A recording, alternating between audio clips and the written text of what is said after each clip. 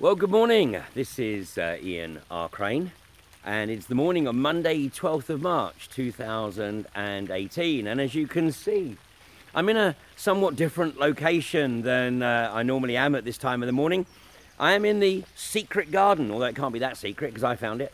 It's in the secret garden of the Horwood House Hotel, a little way outside Milton Keynes. And this is going to be the venue for the upcoming Alternative View Conference. Now this is, although it's the 10th year, this is my 9th Alternative View event, where some 300 people from all around the country and a number from overseas as well come together to discuss the deep political agenda and look at the areas where the establishment are pumping out their lies, their deceit and their obfuscation in their continued attempts to keep the masses in their ignorance and of course in their debt slavery. So it's the one time in the year over the last 5 years that I get to talk about some of the deeper issues, and rather than just concentrate on fracking. But fracking is of course absolutely symptomatic of everything that is occurring, and in many respects, as I've said many times, it is an amazing gift because it is bringing communities together like nothing before, and it's also giving people an opportunity to see the degree to which their elected representatives will lie and will deceive them in an attempt to push through the agenda of their paymasters, which are effectively the global corporatists. And nowhere else is this more evident than with fracking. And in fact, over the last few days, we have a prima facie example of how elected representatives continue to prove that they are not there to represent the people. They are there to push through the corporatist agenda whilst attempting to maintain the illusion that they are effectively listening to what people say and representing their interests. And of course, many government agencies fulfill the same role. I mean, anybody who really thinks that the Environment Agency is interested in protecting the environment just isn't paying attention. And the Health and Safety Executive, I mean, anybody who really believes that the Health and Safety Executive have the health and safety of workers as their central tenet, again, isn't paying attention. These agencies are there to create the illusion that government is interested in protecting these things, whilst smoothing the way for the corporations to push ahead with their agenda. Now, last week in Rydale, the local anti-fracking community there had managed to arrange a debate between the sitting MP, colloquially known as Kevin Hollinsnake, and Mike Hill. Now, I must confess that I thought this was going to be, rather a disappointing debate, because Mike Hill has previously made it very clear that he is pro-regulated fracking. And of course, Kevin Hollinsnake has also made it clear, we think, or he thinks, that he is pro-regulated fracking and he would oppose it if he didn't think it could be done safely. But it does seem that Mike Hill has had an epiphany, because based on the reports that I've had from that event, it seems that Mike Hill is now vehemently anti-fracking. Although I must confess, I would like to see him actually spell that out in print.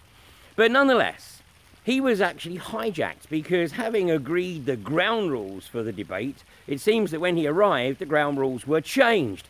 And instead of a normal debate format, it was simply going to be a case of each of the speakers had an opportunity to present their case, and then people from the floor were going to be given the opportunity to ask their questions or put their point of view forward.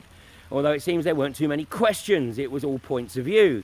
And Kevin Hollinsnake had drafted in his buddies from the Environment Agency, from the Health and Safety Executive, and Alan Lynn from Third Energy. But even with these heavyweights in his support team, he failed abysmally to convince the 400 plus people that fracking could be done safely in North Yorkshire. And in the final vote, with the exception, and this is actually somewhat absurd, because apparently the people who spoke representing the Environment Agency and the Health and Safety Executive voted in favour that fracking could be conducted safely with the appropriate regulation, so no bias on their part, obviously, and of course Alan Lynn. Take away those three, and there was barely about half a dozen people amongst the 400 who were still convinced that fracking could be done safely, not just in North Yorkshire, but anywhere. So Kevin Hollinrake joined the ranks of Tom Pickering and Gary Hayward and Mark Miller of Quadrilla and got totally spanked. But being an MP, of course, not only do you have to have a rhino Kevlar skin, but you also have to have a very, very short memory. And so despite the overwhelming statement from his constituents at that meeting on Thursday, he appeared on the Sunday Politics programme and once again just simply trotted out the party palliatives. Now, the BBC, of course, are taking their lead from the US and they are compartmentalising news. So in other words, people who live in a particular area and feel that something is affecting their area which should be of national or even global importance, and their measure of that is whether or not it's mentioned on the TV. So what the news companies do now, and the propaganda companies do, is they compartmentalise it. So this particular item on the Sunday Politics show was only broadcast in Yorkshire and North Lincolnshire, therefore making sure that nobody outside that area really got an opportunity to listen to the discussion.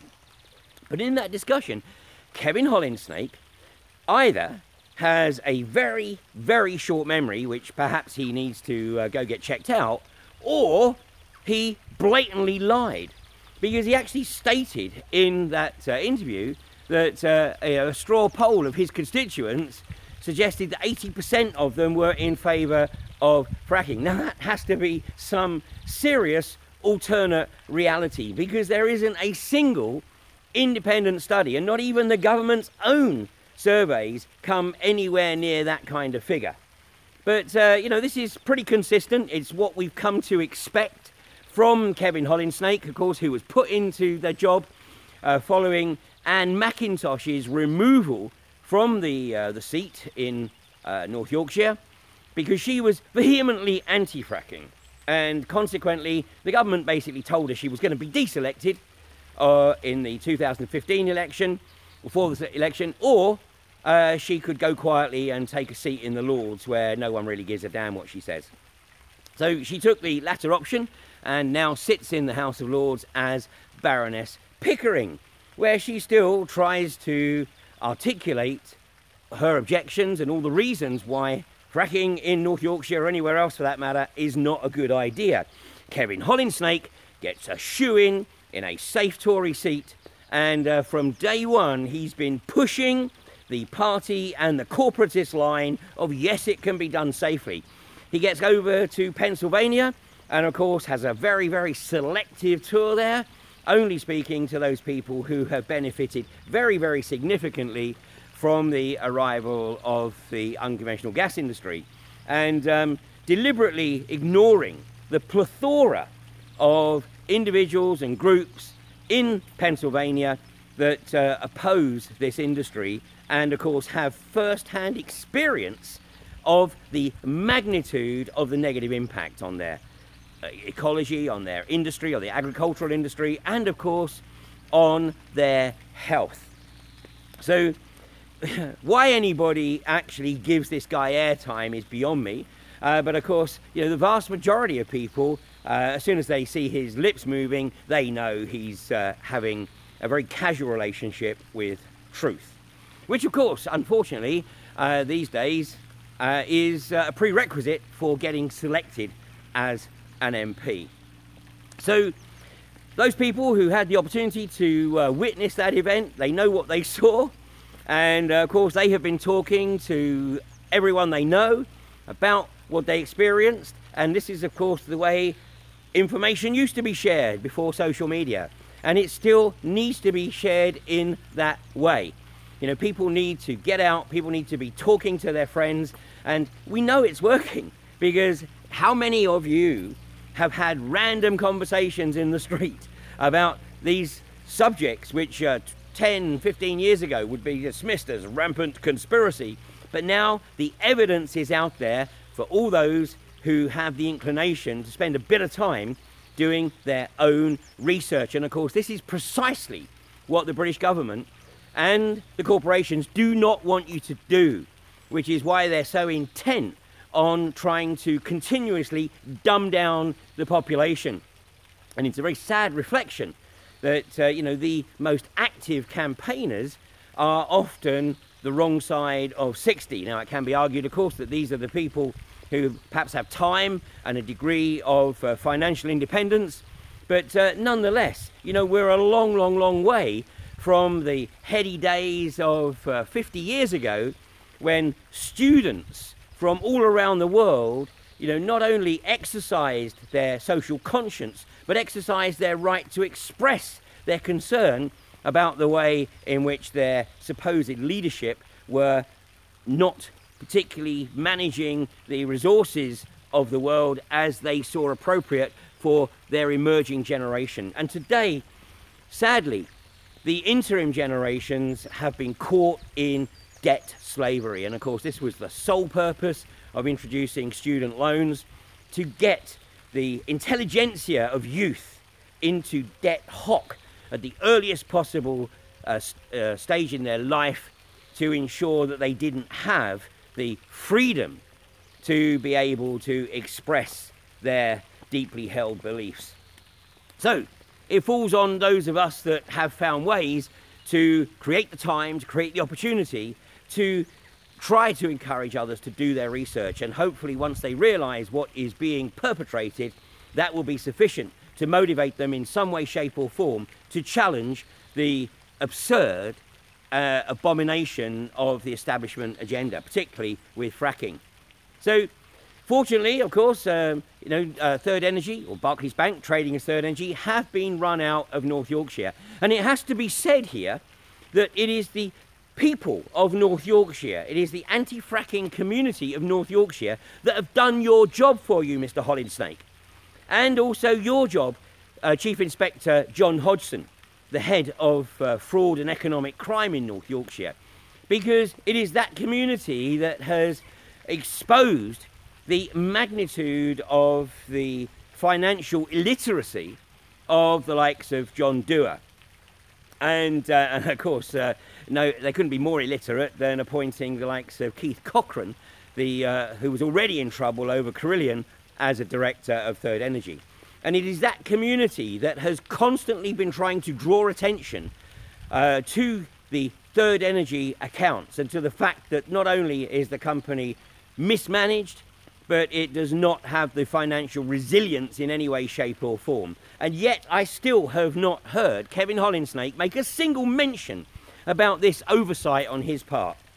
And of course, Inspector John Hodgson was unfortunately manipulated away from doing his real job and put on the front line to be the commander on the ground of the anti-fracking protest at Kirkby Misperton.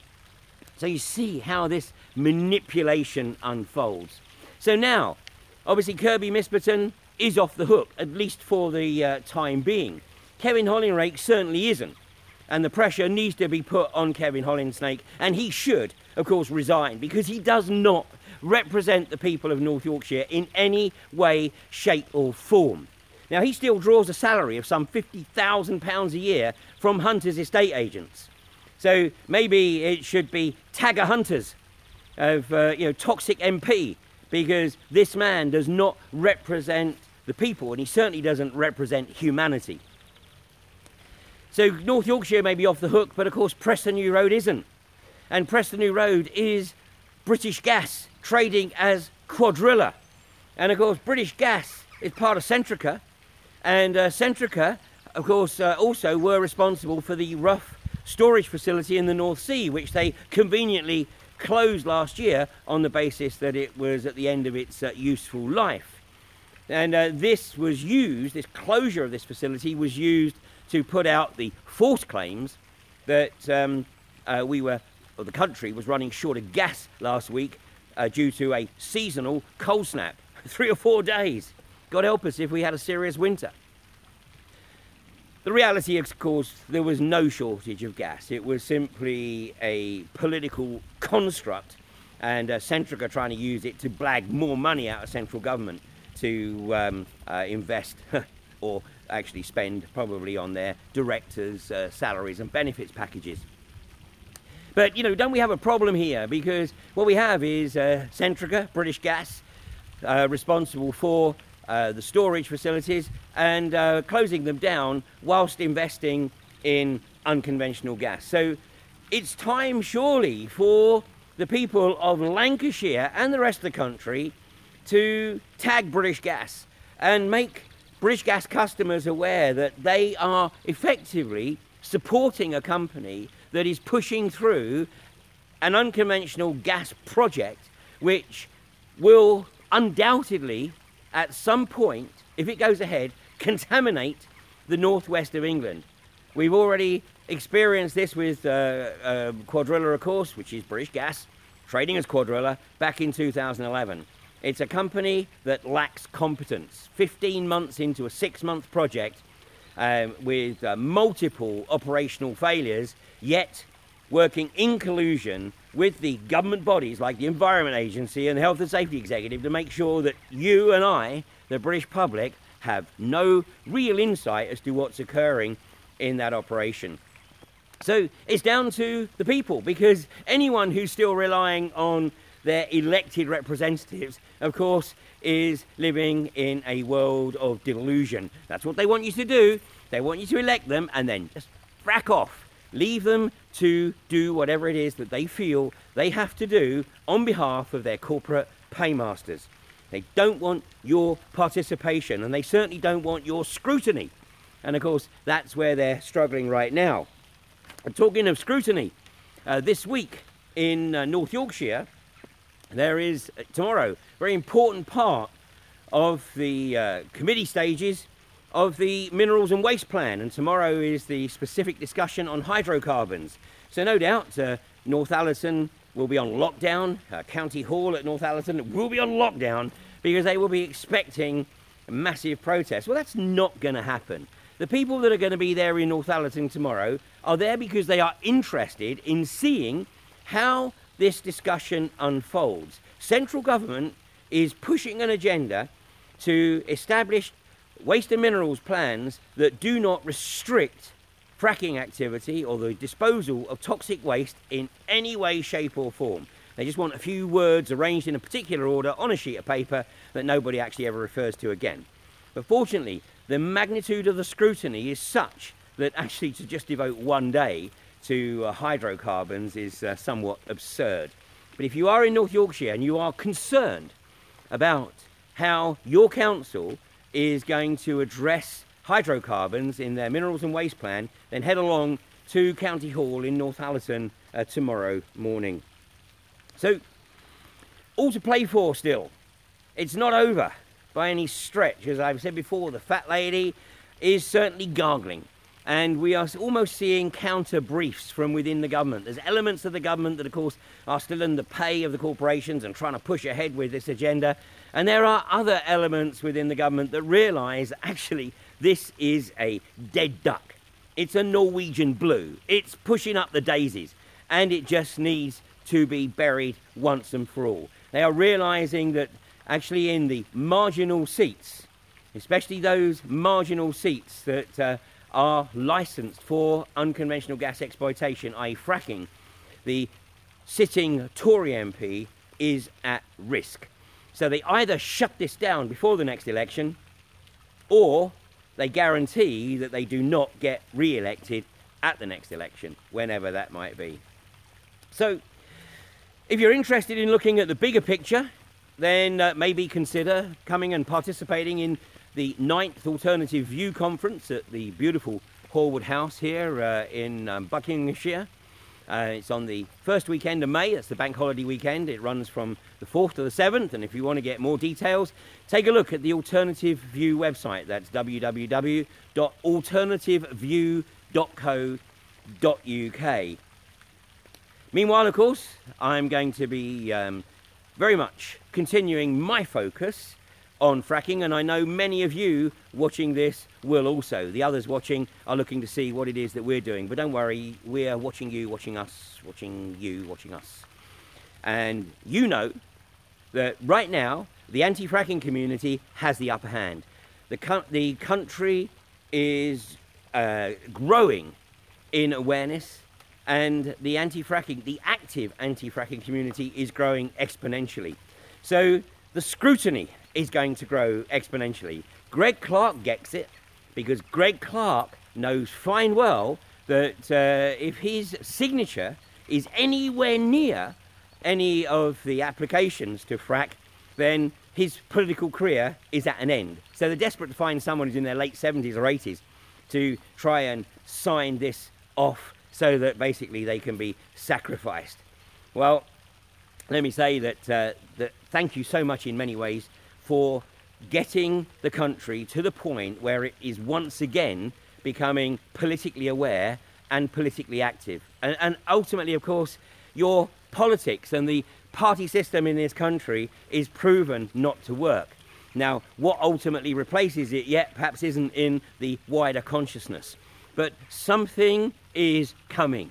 Something undoubtedly has to change, because the level of awareness throughout the country is such that it will not tolerate the continuation of this absurd existing political paradigm. So thanks for joining me this morning, and I will be back tomorrow from perhaps a more usual location. But meanwhile, you have a great day, and don't forget, please take a look at what your MP is doing about stopping fracking in this country. And if you haven't made contact with them, maybe now is the time to do so. And also to raise awareness that British Gas are looking to be the first company now to frack in this country since the moratorium was lifted in 2012 at Preston New Road. So it's time to raise awareness that British Gas is on point here. Thanks for joining me. I'll catch you tomorrow.